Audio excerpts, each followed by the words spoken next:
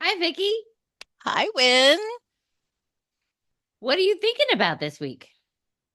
Oh my gosh. A million things, shall we say?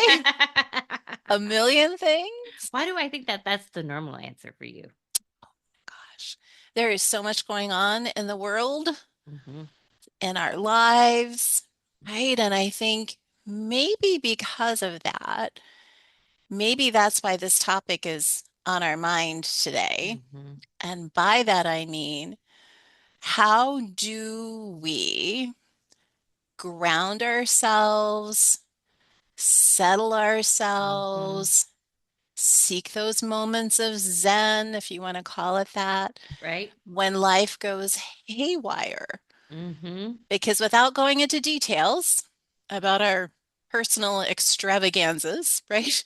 Some days, every Hmm. day feels like a circus of our own making. Hmm. And then other That's true. people's circus acts come to town. Yeah. I was not prepared. Yeah. Sometimes we Yeah, borrow their monkeys. we do. We do. And we find ourselves like, the ringleader. Exactly. Exactly. I think Yeah. this, I got this phrase from Deirdre, but not my circus, not my monkeys. Yeah. But, that's a boundary that I often, don't quite meet. Sometimes I do adopt other people's monkeys. Yeah, Um, yeah. but when we were talking about this, you have Hmm. some tricks that some of your go-tos for Yeah, when life does feel like I it's do. overwhelming or if Yeah. it feels on autopilot, I think is another case. Not Hmm. necessarily, it doesn't even have to be that busy, but it can just be Hmm. on autopilot. Yeah. So you want to give us your first one? Yeah. This is like so cathartic today, right? Yeah. Reminders that for the most part, I'm a believer that what we need is tucked inside. Mhm. It's just a matter of like rooting it out. Mhm. Because I think most people absorb a lot of terrific strategies and, Mhm. wellness activities. We know, Mm. but it's that darn application, Right. of practices and then being thoughtful about it. And so recently I've found myself just feeling really spun around doing meaningful things Mhm. for other people. Wouldn't trade it for anything. Right. Um, really believing that I was where I was for a purpose, Mhm. and feeling good, about being able to take care of others. But when we do that, we end up sidelining other things that we need to do because the Mhm. obligations don't go away. Mhm. They still sit. And I Right. think for you and I, one of the things that we share in common that we know is certainly true for lots of, listeners and viewers is being that person who is dependable and can be counted on. Right. Reliability is really important. Mhm. But then when your time gets swept away, how do you approach the things that you need to do? And so if I'm not careful, the thing that I will do is move in too much of a frenzy, Mhm. trying to do multiples at one time. Right. Right. And I can do a little bit of that, the classic multitasking.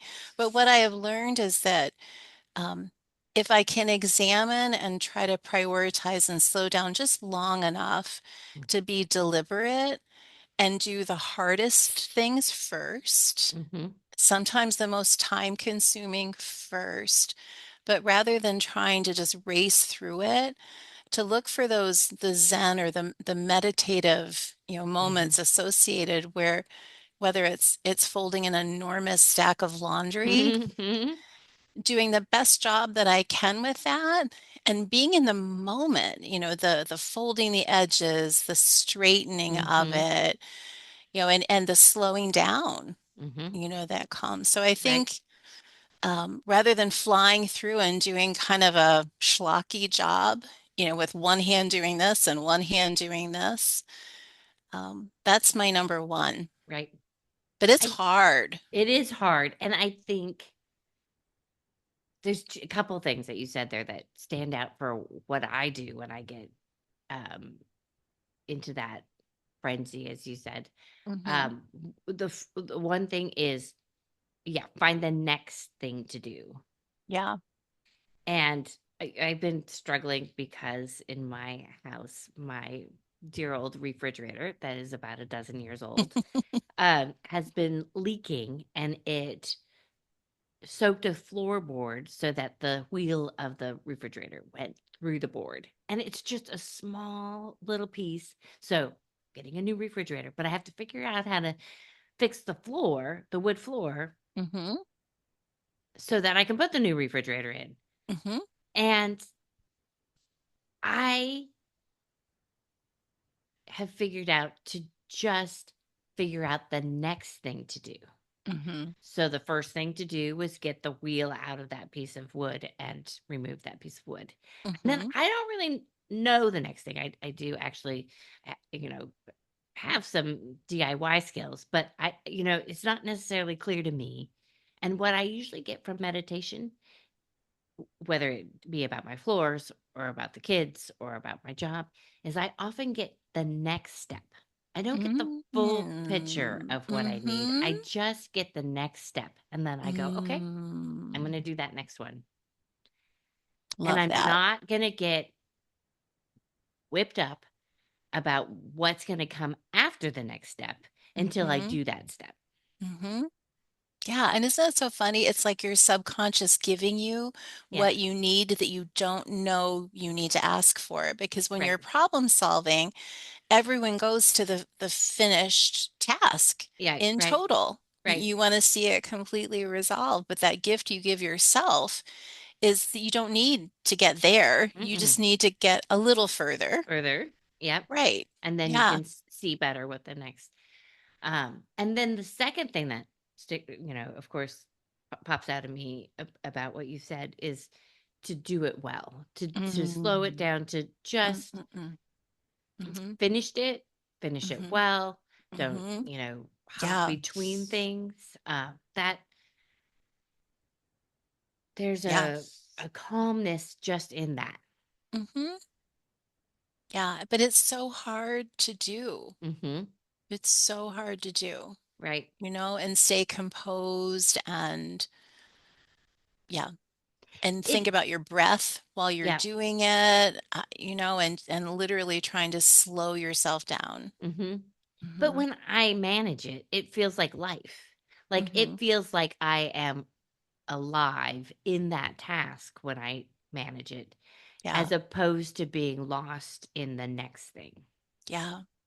And don't you think sometimes, I feel like I'm a seeker at heart. Mhm. There's always, in addition to the things on my list, I'm always thinking there must be something else, Mhm. that I need to be driving toward or accomplishing or doing. And the older I get, the more I realize those things that are right in front of me Mhm. are the most important, Right? right? And it really plays to that idea of less is more, and what Mhm. I have, there's abundance and it's Mhm. good and I am grateful.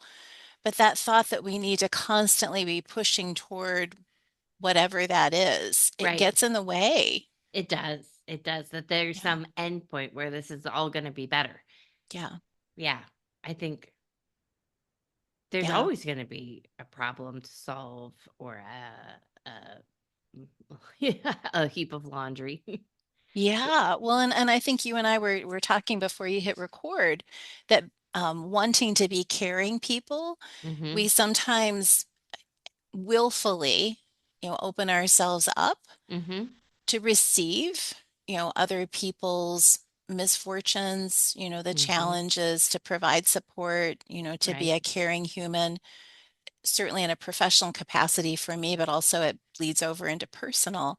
And we wouldn't change that, but we also need to know when to let some of those things go that weren't ours to carry in the first place. Maybe Mhm. for a pocket of time, we were being kind and human and empathetic and thoughtful, but it's the carrying of those things, Right. right? My dad used to say about this, I mean, because he did much like you, a lot of healing work, listening to people, Hmm. hearing where they are and what. and what he would say is, I think he would go and listen, and and he was a very good listener. And then he would say, I gave it up to God. So whatever our higher power Mm-hmm. is, Mm-hmm. um, you have to know that that's when your time ends, and then it's Yeah. for the higher power to take it over, for the Yeah. person themselves to do their next step. That we don't Mm-hmm. own that we know that that's what we've done, and then we Yeah. don't own the next part. Yeah. And I think for you and I, there's such a thin line between meditation and prayerfulness Mhm. that having those morning moments, especially Mhm. where we can tend to those people, the Mhm. animals, the situations, the Mhm. hardships, and give them our heart, and Mhm. acknowledge and then move on. Those Right. are moments that matter. And Mm. if I'm guessing this is true for you, if I miss a day, I'm off. I'm not good. Mhm. I'm Mhm. not good. It is So true. there are those kind of prescribed, ritualistic, Mhm. meditative moments. And then Mhm. there are those moments on the fly when we're doing everyday things where slowing down and really thinking about what's in front of us, is a boost as well. Right. I would say one of the Yeah. things that happens for me Yeah. is, like, even when we have these podcast conversations, we are having this conversation. I'm not doing anything else. And it's one of those things that feels so settling. And we've heard Hmm. this a lot from our guests that, well, you guys are warm and receptive. And that's because we're here. Yeah.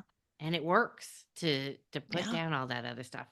Or maybe better said, it doesn't work when we don't put down all the other stuff. Oh, yeah. And it doesn't mean that the other stuff disappears. Mhm. If you and I don't turn our phones off and turn off all the chirping things, while Mhm. we're having this time together, they will intrude and interfere. But it Mhm. is what you said before about sacred time and how we Mhm. use our time and, being careful about that. That's so important. Mhm. And when you don't do that and kind of, set your own boundaries, it's really hard, Mhm. to feel like you're in control or that you're balanced in any Mhm. way. And I would say by doing that, it allows us to be a little bit more flexible during the day to receive the things that are Mhm. unexpected. I'm Right. much better if I've started the day that way.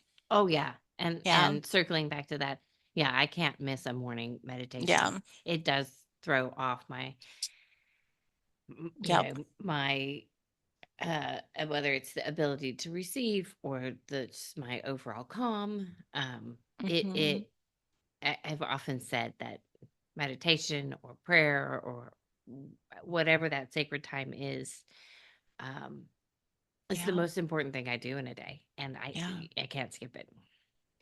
Well, and one of the things that you have written about and talk about is sort of the power of reminiscing and Mhm. remembering where you've been and what you've accomplished and triumphed over Mhm. or survived. I mean, sometimes things are a triumph, sometimes Yep. things are just, I got to the other side. Right. And you have said before that music is sort of like a teleportation device to kind of get you back to those moments where Yeah. you have, been the conqueror. Can you say more about that? Well, that's so interestingly enough, Dr. Stein a few weeks ago wrote about resilience coming from Oh, knowing when, all those other things yeah. that you come from, Mm-hmm. overcome.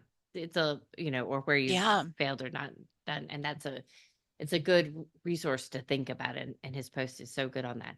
But, Yeah. my favorite little neighborhood grocery store has the best 80s and 90s music. And so Oh. sometimes I could just go to the grocery store, get Ooh. my grocery shopping done. I know we're Ooh. talking about doing one thing at a time, but the second thing that happens is that, Yeah. music happens, and I'll find myself, Yeah. grooving down the aisle to Yeah. The Cure or something else. And Mm-hmm. I think that um, feeling Yeah. of when we were young, when we had lots of energy, often brings Mm-hmm. in energy. Mm-hmm.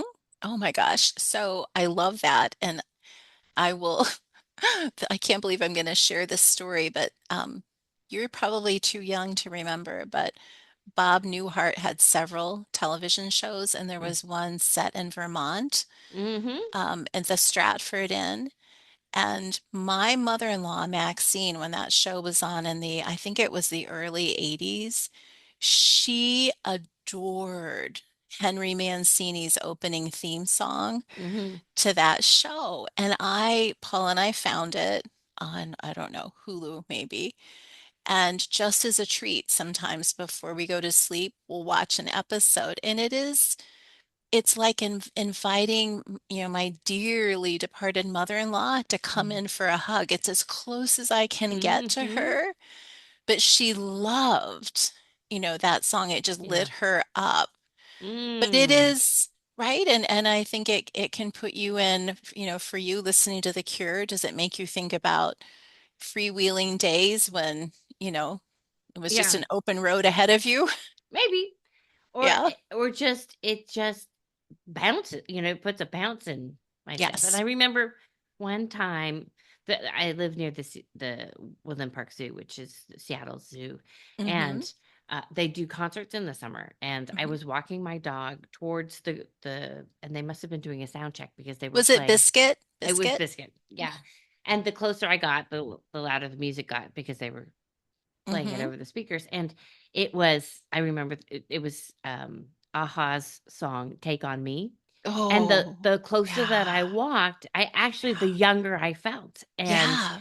And there's some research. I was just listening. I'm gonna have to think about who I was listening to, who talks about a researcher who talks about that we actually take on some physical wellness when we bring Mm-hmm. back those memories of youth. Mm-hmm. Um, she was talking about an experiment they ran where they took, I think, people in their 70s and they Mm-hmm.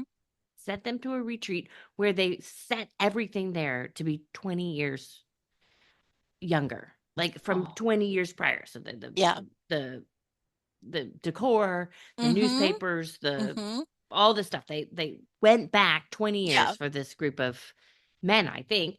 And after spending a week in this retreat center, as if they were 20, I mean, they knew how old they were, but, as if Mm-hmm. it was 20 years younger, their hearing improved. Wow. Their and, some of their physical wellness improved. So our minds can trigger this, her point was our Yeah. minds can trigger this feeling of Mm-hmm. being younger. Yeah. Yeah. It's a buoyancy that Mhm. people get back. It's the feeling that I got in your description of bouncing through, the grocery store. It's Yeah. yeah. But the fact that that's having, some, biophysical, Mm. identifiable, measurable benefit, at a Mhm. cellular level or something isn't surprising because the psychological benefits are so Mhm. strong, Mhm. right? So if you're seeing that mood lift and, the elevation, Mhm. right? In Right? like attitude and perspective, I love that. It's so good. So Yeah. you have also a pervasive trick that I think you probably use at the grocery store and otherwise Yeah. to smile. Yeah. I mean, I was at the post office. Today is Tuesday, we're recording. I was at the post office on Monday, yesterday, Mm. and there was lots of people, and there was a woman that had just too many things, and you could Mhm. tell that she was really struggling with packages, and but she looked angry, right? And Mm. so I held the door and, offered to help her and smiled, but I didn't do much to help her, but it's the invitational kind of attitude Mhm. that, and she actually was a little bit behind me, but I let her go ahead of me and I held some of her packages while we were standing in line. And I think it's such a gateway, Mhm. is how I like to think of it, that if Mhm. you can show that you have an open affect and Mhm. attitude, that people who might be struggling, in non-observable ways Mhm. need to know that. And it's the simplest thing to do. Now, I have been accused often of like having a sappy, slappy, smiley grin on all the time, just as like my default. Yeah. Um, and and I will own it and say generally when I'm out in the world, if there are people in need or things that I can do, I want to be approachable. Hmm. I don't know how else to be. Right. Yeah, because I think whether it's my life experience or what I've experienced helping others, there's so much that people are carrying Hmm. that just those small kindnesses, Right. it might be the only kindness for a day or more that Yeah. they receive. Yeah. And Brian wrote about this beautifully on Yes. the blog last week. I mean, he really talked about just small situations that he'd observed Yes. patterns. Yeah. We think we have to do these, huge acts of, you know, giving up a week and flying Yeah. to Florida to help with Hurricane Helene, which would be Hmm. fabulous too if we Hmm. could. But there are little actions we could take Yeah. along the way to those big ones, right? Yeah. Well, and this woman at the post office was sending things to family in Western North Carolina, Mm, and it was a long line. And as we stood there together, I listened. There was nothing, that I could do. There was nothing that she could do. She hadn't been mm, able to get in touch with some family members, didn't know how the packages she was sending were actually even going to get there. mm-hmm, But those little moments of humanity, mm-hmm. and just listening. Yeah. Right. And so did that benefit her in some way? Maybe, I don't know, but it benefited Mm-hmm. me. Right. Right. Right. Yeah. Right. So maybe the good way to wrap up is you have a good quote from Socrates. Mm, I do. And it's such a powerful reminder that, we don't need to be seekers. And the quote is, the secret of happiness, you see, is not found in seeking more, but in developing the capacity to enjoy less, Mm, which sounds like a minimalist kind of thought. right. But I think it's one that I can embrace Mm-hmm. because I am fortunate. I have enough. Yes. Um, yeah. Enough And so is that sticks with me. right. Enough is such a great word. Mm-hmm. Um, Oftentimes the frenzy is whipped up in trying to get more when we Yeah. already have enough, Yeah. whether And it I be think, yes, and things especially or capacity. absolutely, and things that are outside of our control, Mm-hmm. war, weather, political drama, Right. people in pain around the world. There is so much to worry about. Mm-hmm. Um, and I think in a meditative moment kind of way or prayerful moments, whatever works for people, giving our time and attention Mm-hmm. to the things that matter to us, it it's important and it Mm-hmm. has a calming effect rather than Right. just, letting things bounce off or being, obsessed Mm-hmm. with worry about things that you can't control. Give it a little bit of your time and attention Mm-hmm. and then move on. And then move on. One of Yeah. my favorite quotes from one of my favorite authors, Mark Nepo, is Mm. one key to knowing joy is being easily pleased. Mm. And Mm. Mm. that's So good. yeah, Mm. it's a little bit of what we're talking about, which is Definitely. Yeah. But I think they're reminders too that you and I love quotes mm-hmm. because they are literally nugget sized. Mm-hmm. You can pick them up, you can carry them, you can look at them, you can look at them again, but they Yeah, are so soul satisfying when you find right. quotes that really speak to you and we go back to the same ones. But then sometimes I love it when we're delighted, by an old friend, Yeah. that pops in, like, oh, I needed you. Yeah. Yeah. Yeah. So Oh, true. gosh. Well, thanks So for this. thanks for this. I love this conversation about the things that we can do to bring in the calm, uh, to be present in the life that we have. So I Yeah. love this conversation with you. Ditto.